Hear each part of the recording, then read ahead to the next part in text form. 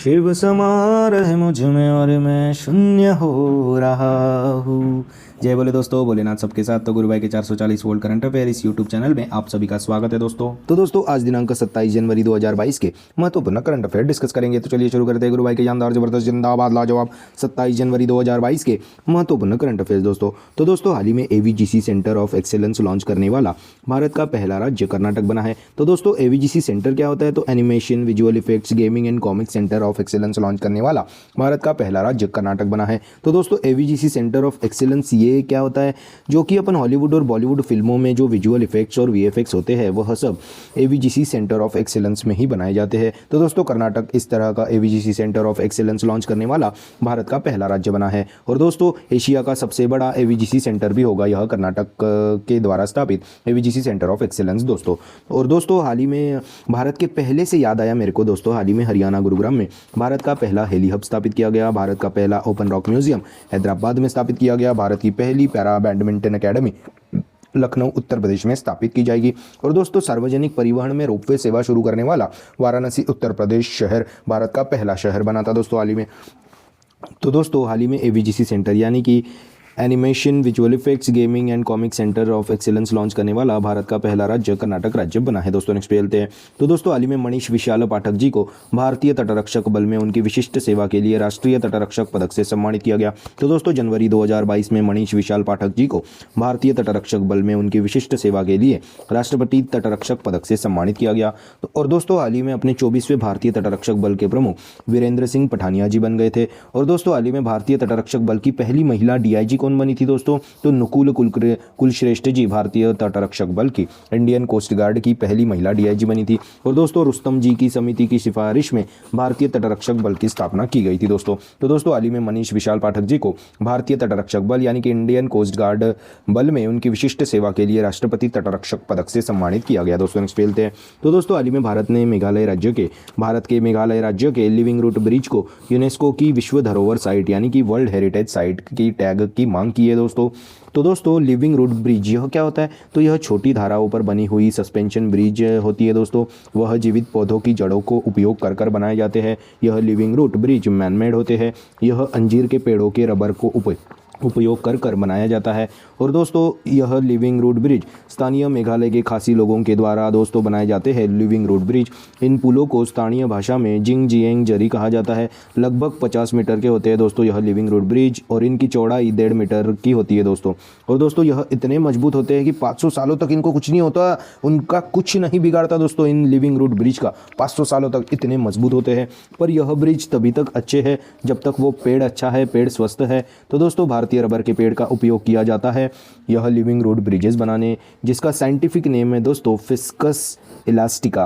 और दोस्तों zoological survey of India ने मेघालय के इन लिविंग रूट ब्रिज को वर्ल्ड हेरिटेज साइट का टैग के लिए मांग की है दोस्तों। तो दोस्तों जूलॉजिकल सर्वे ऑफ इंडिया की हाल ही में पहली महिला अध्यक्ष ध्रुति बैनर्जी बनी थी, जिसका हेडक्वार्टर कोलकाता में है दोस्तों। और दोस्तों यूनेस्को वर्ल्ड हेरिटेज साइट्स की बात है तो दोस्तों इंडिया में टोटल 40 साइट्स है दोस्तों यूनेस्को वर्ल्ड हेरिटेज साइट्स की। और दोस्तों हाल ही में 40वां कौन बना था? धोलावीरा गुजरात का। और 39वां रामप्पा मंदिर काकतीय रुद्रेश्वर मंदिर जो कि तेलंगाना में स्थित है। तो दोस्तों हाल ही में भारत ने मेघालय राज्य के लिविंग रूट ब्रिज के लिए यूनेस्को की वर्ल्ड हेरिटेज साइट का दर्जा मांगा है, टैग की मंजूरी दे दी गई है। तो दोस्तों बात अभी है मेघालय की राजधानी है शिलोंग। यहाँ के CM है कॉनरेड के संगमा। यहाँ के गवर्नर है सत्यपाल मलिक दोस्तों। और दोस्तों मेघालय का स्टेट एनिमल क्या है दोस्तों? Clouded leopard. और दोस्तों हाल ही में लद्दाख का भी स्टेट एनिमल चुना गया था क्लाउडेड लेपर्ड को। और दोस्तों शिलोंग में ही इंटरनेशनल चेरी ब्लॉसम फेस्टिवल भी मनाया जाता है। और दोस्तों शिलोंग यह भारत की 100वीं स्मार्ट सिटी है। और दोस्तों मेघालय में ही पूर्वोत्तर भारत का पहला जिंजर प्रोसेसिंग प्लांट भी है। और दोस्तों असम राइफल्स का हेडक्वार्टर भी शिलोंग में ही है। और दोस्तों भारत का सबसे बड़ा आर्क ब्रिज खासी हिल्स में, पूर्वी खासी हिल्स में स्थापित है। और दोस्तों सबसे बड़ी सुअर पालन परियोजना भी मेघालय राज्य में ही है दोस्तों। तो दोस्तों हाल ही में भारत ने मेघालय राज्य के लिविंग रूट ब्रिज के लिए यूनेस्को की वर्ल्ड हेरिटेज साइट का टैग का मांग किया है दोस्तों, जो कि जूलॉजिकल सर्वे ऑफ इंडिया ने मेघालय के इन लिविंग रूट ब्रिज को वर्ल्ड हेरिटेज टैग के लिए मांग की है दोस्तों। नेक्स्ट पे चलते हैं। तो दोस्तों हाल ही में जनवरी 2022 में खेलों में उत्कृष्टता के लिए नीरज चोपड़ा जी को परम विशिष्ट सेवा पदक पुरस्कार दिया गया। तो दोस्तों टोक्यो ओलंपिक्स में भारत के लिए एथलेटिक्स में पहला गोल्ड मेडल दिलाने वाले नीरज चोपड़ा जी को जनवरी 2022 में खेलों में उत्कृष्टता यानी कि एक्सीलेंस के लिए परम विशिष्ट सेवा पदक पुरस्कार से सम्मानित किया गया। और दोस्तों भारत के लिए गोल्ड मेडल जीतने वाले पहले ट्रैक एंड फील्ड एथलीट है दोस्तों नीरज चोपड़ा जी। और दोस्तों निशानेबाज अभिनव बिंद्रा के बाद व्यक्तिगत personal Olympic gold medal winner केवल दूसरे भारतीय दोस्तों नीरज चोपड़ा जी। और दोस्तों 2018 में नीरज चोपड़ा जी को अर्जुन अवार्ड से भी सम्मानित किया गया था। और दोस्तों 2020 में विशिष्ट सेवा पदक भी नीरज चोपड़ा जी को मिला था। और 2022 में अभी परम विशिष्ट सेवा पदक पुरस्कार से सम्मानित किया गया। और दोस्तों हाल ही में नीरज चोपड़ा जी को टाटा AIA लाइफ इंश्योरेंस के ब्रांड एम्बेसडर बनाया गया था और plant based meat company good dot के भी ब्रांड एम्बेसडर बन गए थे दोस्तों नीरज चोपड़ा जी। तो दोस्तों हाल ही में जनवरी 2022 में खेलों में उत्कृष्टता के लिए नीरज चोपड़ा जी को परम विशिष्ट सेवा पदक पुरस्कार दिए गए दोस्तों। नेक्स्ट पे चलते हैं। तो दोस्तों हाल ही में भारत की पहली महिला राफेल फाइटर जेट की पायलट शिवांगी सिंह जी बनी। तो दोस्तों अभी 26 जनवरी की परेड में भी शामिल हुई थी शिवांगी सिंह जी। और दोस्तों वह भारतीय वायुसेना इंडियन एयरफोर्स झांकी में शामिल थी। तो दोस्तों 26 जनवरी 2022 रिपब्लिक डे परेड में इंडियन एयरफोर्स की झांकी का हिस्सा बन गई थी दोस्तों भारत की पहली महिला Rafale fighter jet pilot Shivangi Singh ji. और दोस्तों शिवांगी जी एयरफोर्स झांकी का हिस्सा बनने वाली दूसरी फाइटर जेट पायलट है दोस्तों। और दोस्तों 2021 में फ्लाइट लेफ्टिनेंट भावना कांत जी इंडियन एयरफोर्स झांकी का हिस्सा बनने वाली पहली महिला फाइटर जेट पायलट थी। और दोस्तों इंडियन एयरफोर्स झांकी की 2022 की थीम क्या थी? तो दोस्तों भारतीय वायुसेना भविष्य के लिए बदल रही है, यह इंडियन एयरफोर्स झांकी की 2022 की थीम थी। तो दोस्तों ऐसे ही पहली महिला के बारे में आपको जानकारी देता हूँ। तो दोस्तों माव्या सुदन जी जम्मू कश्मीर से इंडियन एयरफोर्स की पहली महिला फाइटर जेट पायलट है। और दोस्तों आश्रिता ओलेटी जी भारत की पहली महिला उड़ान परीक्षण इंजीनियर है। और दोस्तों हाल ही में दुनिया भर में अकेले उड़ान भरने वाली सबसे कम उम्र की महिला ज़ारा रुदरफोर्ड जी बन गई थी। और दोस्तों एमी बॉन स्मिथ जी अमेरिकी नौसेना में परमाणु वाहक पोत का नेतृत्व करने वाली पहली महिला भी बनी थी दोस्तों। तो दोस्तों हाल ही में भारत की पहली महिला राफेल फाइटर जेट की पायलट शिवांगी सिंह जी बनी है दोस्तों। नेक्स्ट बोलते हैं। तो दोस्तों हाल ही में केंद्र सरकार ने कोयला दर्पण पोर्टल को शुरू किया। तो दोस्तों कोयला क्षेत्र के संबंधित मुख्य प्रदर्शन संकेतक यानी कि KPI यानी कि की परफॉर्मेंस इंडिकेटर्स साझा करने के लिए केंद्र सरकार ने कोयला दर्पण पोर्टल को शुरू किया। तो दोस्तों की परफॉर्मेंस इंडिकेटर्स साझा करने के लिए केंद्र सरकार ने कोयला दर्पण पोर्टल को शुरू किया। तो दोस्तों कोयले का उत्पादन कहाँ होता है, कोयले के भंडार कहाँ है, कोयले की खरीदी बिक्री कहाँ होती है, इस तरह की सभी जानकारी आपको एक ही जगह पर मिल सके, इसीलिए केंद्र सरकार ने यह कोयला दर्पण पोर्टल को लॉन्च किया है। तो दोस्तों कोयले के कोल के बारे में आपको कुछ जानकारी दे देता हूँ। तो दोस्तों कोयले के प्रकार टाइप्स ऑफ कोल दोस्तों कौन कौन से जो अपने भारत में पाए जाते हैं? तो दोस्तों एंथ्रेसाइट, बिटुमिनस, लिग्नाइट, पीट, यह 4 प्रकार के कोल इंडिया में मिलते हैं। तो दोस्तों अपने यहाँ इंडिया में अच्छा quality of coal which is depends on कि किसमें सबसे ज़्यादा प्रमाण में कार्बन है, उससे ही उसकी क्वालिटी को नापा जाता है दोस्तों। तो दोस्तों भारत में सबसे ज़्यादा बिटुमिनस सबसे ज़्यादा मिलता है। और दोस्तों कोयले की खान से मीथेन गैस निकलती है। और दोस्तों अपने भारत में सबसे अच्छा गुड क्वालिटी वाला कोल एंथ्रेसाइट है, उसके बाद है बिटुमिनस, उसके बाद है लिग्नाइट और उसके बाद है पीट दोस्तों। तो दोस्तों अच्छा quality of coal is equals to किसमें सबसे ज़्यादा प्रमाण में कार्बन है दोस्तों। और दोस्तों हाल ही में हैदराबाद में high ash coal gasification based methanol production plant खोला गया। और दोस्तों हाल ही में केंद्र सरकार ने सत्यभामा पोर्टल को रिसर्च और डेवलपमेंट के लिए लॉन्च किया। और दोस्तों हमारे कोयला मंत्री कौन है? प्रहलाद जोशी। और झारखंड धनबाद को कोल कैपिटल ऑफ इंडिया कहते हैं। और दोस्तों हाल ही में प्रमोद अग्रवाल जी को कोल इंडिया के अध्यक्ष के रूप में नामित किया गया था, स्थापित किया गया था। तो दोस्तों हाल ही में केंद्र सरकार ने कोयला दर्पण पोर्टल को शुरू किया है दोस्तों। नेक्स्ट चलते हैं। तो दोस्तों हाल ही में छत्तीसगढ़ राज्य सरकार ने सरकारी कर्मचारियों को सप्ताह में 5 दिन काम करने की अनुमति दे दी। तो दोस्तों छत्तीसगढ़ राज्य सरकार ने अंशदायी पेंशन योजना के हिस्से के रूप में राज्य की हिस्सेदारी को 10% से बढ़ाकर 14% कर दिया गया था। और दोस्तों महिला सुरक्षा के लिए एक मजबूत कदम के रूप में मुख्यमंत्री ने सभी जिलों में महिला सुरक्षा सेल स्थापित करने की घोषणा की है दोस्तों। तो दोस्तों हाल ही में छत्तीसगढ़ राज्य सरकार ने सरकारी कर्मचारियों को सप्ताह में 5 दिन काम करने की अनुमति दे दी गई है। और दोस्तों अभी UAE यानी कि यूनाइटेड अरब एमिरेट्स देश ने भी सभी कर्मचारियों को 4.5 दिन काम करने के लिए मंजूरी दे दी गई है। और दोस्तों भारत की पहली ई-लोक अदालत छत्तीसगढ़ में ही शुरू की गई थी। और दोस्तों छत्तीसगढ़ में बाजरा मिशन भी शुरू किया था, ताकि छत्तीसगढ़ को बाजरा हब बनाने के लिए छत्तीसगढ़ में बाजरा मिशन को शुरू किया गया था दोस्तों। तो दोस्तों हाल ही में छत्तीसगढ़ राज्य सरकार ने सरकारी कर्मचारियों को सप्ताह में 5 दिन काम करने की अनुमति दे दी गई है दोस्तों। नेक्स्ट चलते हैं।